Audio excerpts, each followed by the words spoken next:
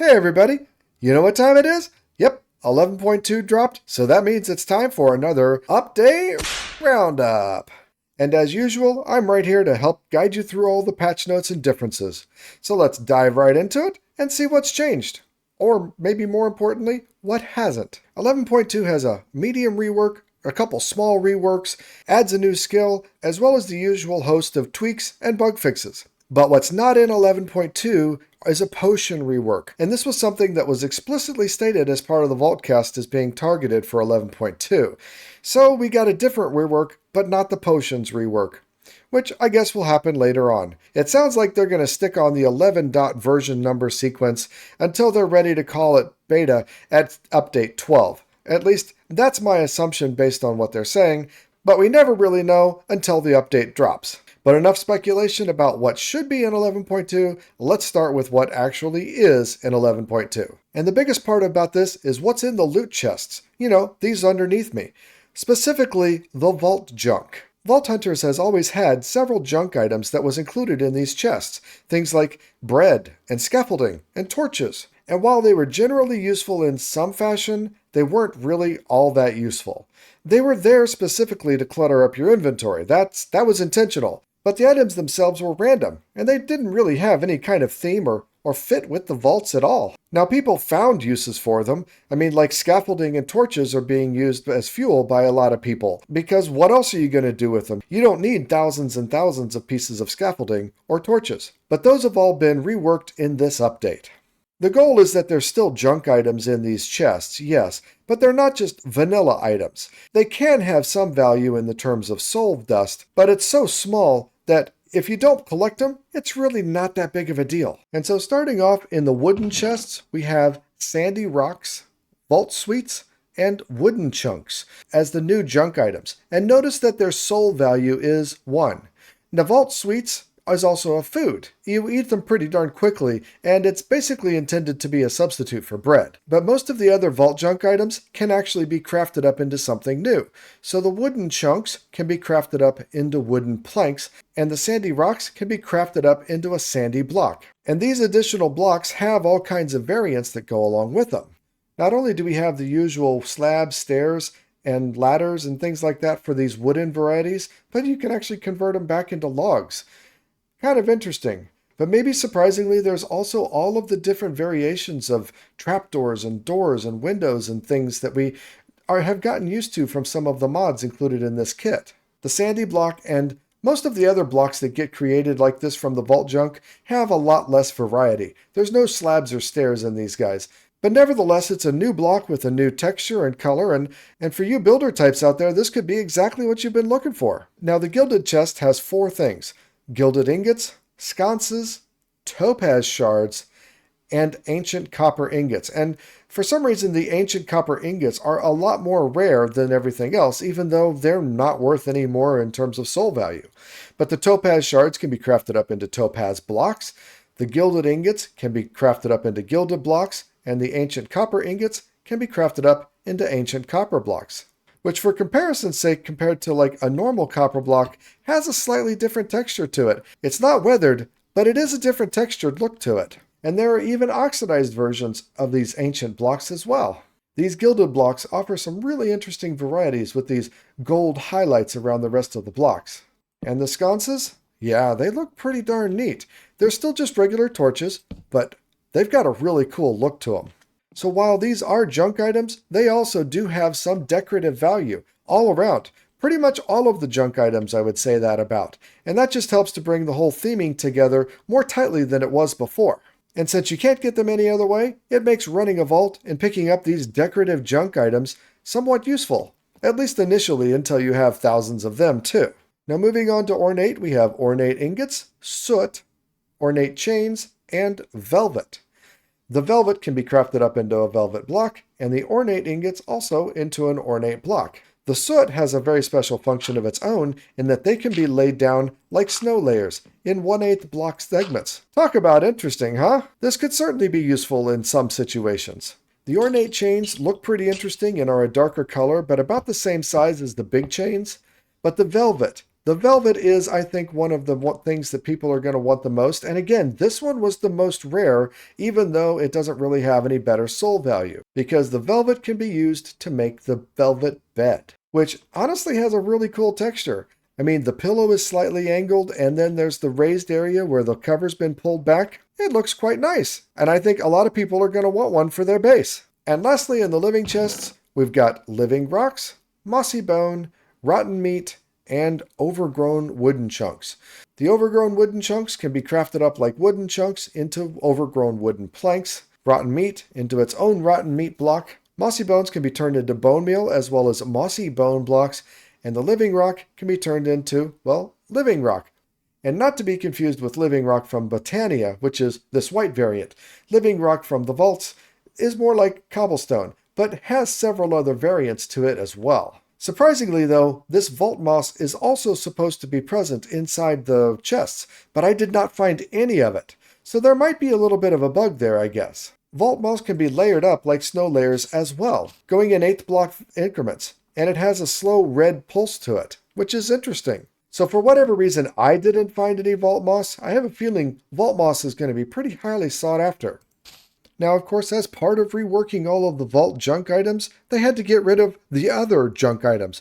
So pretty much any vanilla Minecraft item is going to be removed. So of course the torches and scaffolding and stuff like that are going to be removed, but that also includes the golden iron nuggets as well as the golden carrots, which I imagine some people enjoyed quite a bit. But also as part of the loot revamp, they changed the way a lot of the smaller vault items actually worked. So you won't find any more chromatic iron or even chromatic steel in these chests anymore either. Additionally, vault dust is gone. Now you'll only find vault nuggets because, well, vault dust was kind of useless anyway. And surprisingly, inscription pieces can no longer be found either. Apparently, you only find full inscriptions anymore. You won't find poisonous mushrooms, hunter's eyes, or unobtainium anymore either. And lastly, if you want any vault plating, well, that will only be found in wooden chests now. So you can't just ignore the wooden chests anymore. But I think one of them that is going to be the most sorely missed is netherite. You don't find netherite in vault chests anymore either. And given that you need that in order to craft your vault gear, I think that's going to put a real crunch on people. No, the only way to find netherite in the vaults is from treasure sand. And well, I think we all know how rare that is. Not very common at all. Another change that's related to chests are these 3 new chest types here beside me. These are only found in raw vaults, and replace the chests in any of the POIs. All those gilded, living, wooden, etc. are now replaced with one of these 3. Starting off with the hardened chests, we have common resources including tree saplings and chromatic iron. Then in the enigma chests, we have what's probably the rarest set, including netherite, wings, a pickering, some budding amethyst and a budding crystal block, as well as a nether star. And the flesh chests have all of your farm types of drops, including shulker shells, various meats, spawn eggs, and things like that. And by the way, the animation of this flesh chest is pretty amazing. Look when I close this box. And there's an eyeball in the middle of that chest. Let's do that again. That is just pretty amazing, honestly. I want one of those just for that by itself. But unless you're playing Skyblock, you can't get these. Yes, there are chest scrolls so that you can make these, but I think that they're only available through Skyblock at the moment. They have said that there are plans to bring these kinds of raw vaults and therefore these kinds of chests into a regular Vault Hunter's experience, a non-Skyblock experience. But that's not here yet. So as of right now, the only way to get them is through Skyblock. Now, one of the small reworks they did deal with mod boxes. They felt like there were too many junk items within the mod boxes as well. And I know a lot of people have had the experience where you take the pouch mod and then you start to use your mod box and you get something really crappy like a rabbit hide or a bundle. And that just doesn't feel very good. Or worse yet, if you got power and then you get clay balls. Oh, that's no fun. So starting with 11.2, using a mod box is much more likely to give you a valuable item. Well, look at that, it's a grid. Hey, there's some discs. And so I used 5 mod boxes, and look at these things that I got. Those are all really great items that you can get from mod boxes. And so to compensate for this, they increased the price of the mod boxes a little bit. It went from a single Larimar and regular diamonds to an extraordinary Larimar with vault diamonds. And honestly, that's not that big of a cost increase, so I'm okay with it. Additionally, when you take a mod like Refined Storage that gives you things from mod boxes, it tells you that it does, which is a pretty nice quality of life improvement. But speaking of pouches, the whole looting group has been reworked as well. The single pouch mod is now completely gone. It's available to everybody already off the bat. Additionally, they've broken out all of the upgrades into their own mod groups. So when you take the stacking upgrade, you get access to all of the stack upgrade modules. Or the auto feeding upgrade, you get access to all of the auto feeding modules. But on the whole, that would mean that unlocking everything in this looting group is going to cost you a little bit more than it did before. Nevertheless, inventory is one of the worst things to try to manage early in the game, and being able to craft that single pouch right off the bat is going to be a big help. Now, one more thing revamped is the modifiers that you get on a regular random vault. Most of the time now, when you run a regular unmodified crystal, you will not get any vault modifiers at all. Only 1 in 10 will give you a modifier, and they will always be a positive modifier. So not having any more negative modifiers is pretty nice. But also not getting any positive modifiers isn't so great either. Now when you do get a positive modifier, it's going to be pretty nice. All of the positive modifiers that you get now are better than the positive modifiers that you would get before, because those modifiers were meant to be stacked together so you could put them on catalysts. But it kind of didn't do very much for you when you went into a random vault and got something small. So now when you do get a positive modifier, it's going to mean a lot. 50% artifact chance, 50% item quantity, 50% item rarity, or things like that are going to make a bigger difference to you in your vault experience. But like I said, they're not nearly as common as they were before. The last big change is a new specialization for Mana Shield Implode. And so we're back out here at the test dummies in order to test this one out. Now this one is pretty special. It does not use ability power, nor does it use attack damage. Instead, it does an amount of damage equal to the mana that you spend. It drains all of your mana and uses that value, however much mana was drained, in order to determine the damage. And at the max level, it turns 110% of the mana that's drained into damage. It's important to note also that the damage scales based on distance, so that 110% only applies to the things that are closest to you. As the damage spreads out, it gets lessened. And so here in the middle of all of these test dummies, let's see how much damage we do using the 100 mana that I have in my mana pool. Ready? Okay, as expected, 110 to those directly around me, with 88 to some of them a little farther out.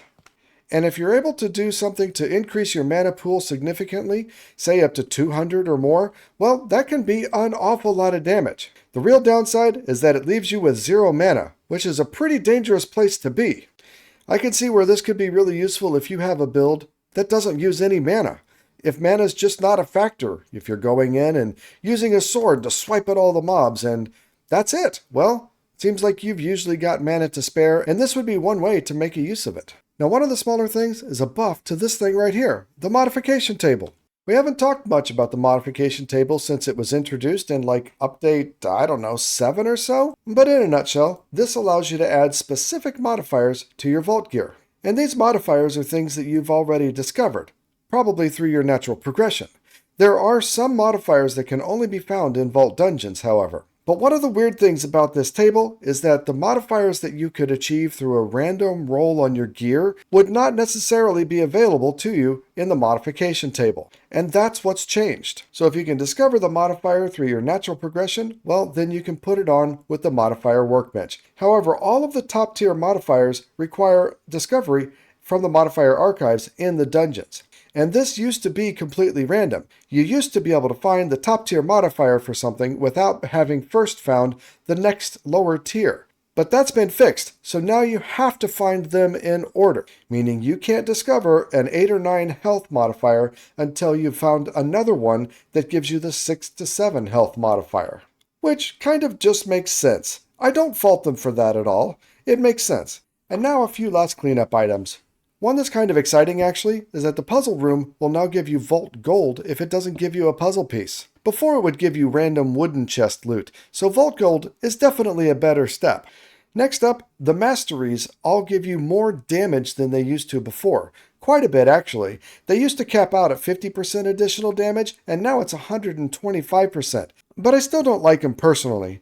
Maybe somebody can come up with a build that works, but I think getting extra damage on just one of the mob types isn't actually very useful. And lastly, below level 10, the items that the Vault Altar requests has been drastically reduced, down to just a mere handful, making it a lot easier to get those first crystals done. So there we go, pretty much everything that got changed with update 11.2. So I hope this was really useful for you. If you felt it was useful and would like to see more things like this, please consider giving the channel a subscription. I kind of hate to do it, but you know it's the YouTuber thing and I've got to do it. So thanks in advance. In the meantime, remember, be excellent to each other. I'm out.